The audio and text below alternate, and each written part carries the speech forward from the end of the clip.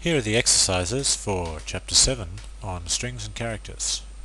Firstly, I'd like you to write a program that reads a simple string from the keyboard, like someone's name or something, and then displays each character in that string. For each character in that string, display the numerical ASCII value of it. So if it was the letter A, for example, I want you to display 97, okay, for every character in the string. And you can use fgetS to read the string in, which means you'll get a new line on the end, and that's okay if you display the ASCII value of the new line as well. Next, display the entire ASCII character set. There's all 256 characters of them. I want you to see what they look like. You'll obviously see all the letters A through Z and the digits and the punctuation characters. Is it possible, I wonder, to print out unprintable characters, like the character represented by the ASCII value 241? Does that look like anything? Well, we'll find out.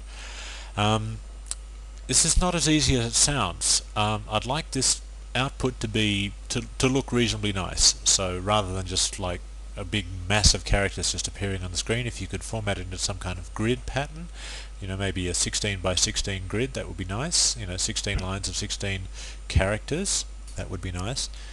Also, you'll find this as you do this, that there are some characters that screw up the output.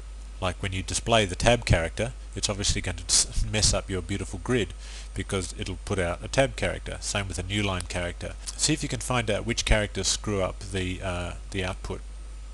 You can find that out either by just doing it and seeing which ones actually screw it up, or you can actually look in a C reference manual and find out the special escape sequences for new lines, tabs, and so on, and see if there are any more besides the ones I mentioned.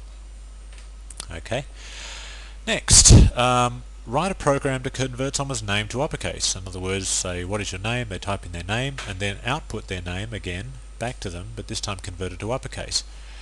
As a somewhat more advanced exercise, in fact quite a bit trickier, because that one's very, very simple. Do it in title case. Title case is just as it looks on the screen, with a capital of each letter. Okay, that's a little trickier, but not too tricky. Finally, modify the course project. Use fgetS and putS where appropriate.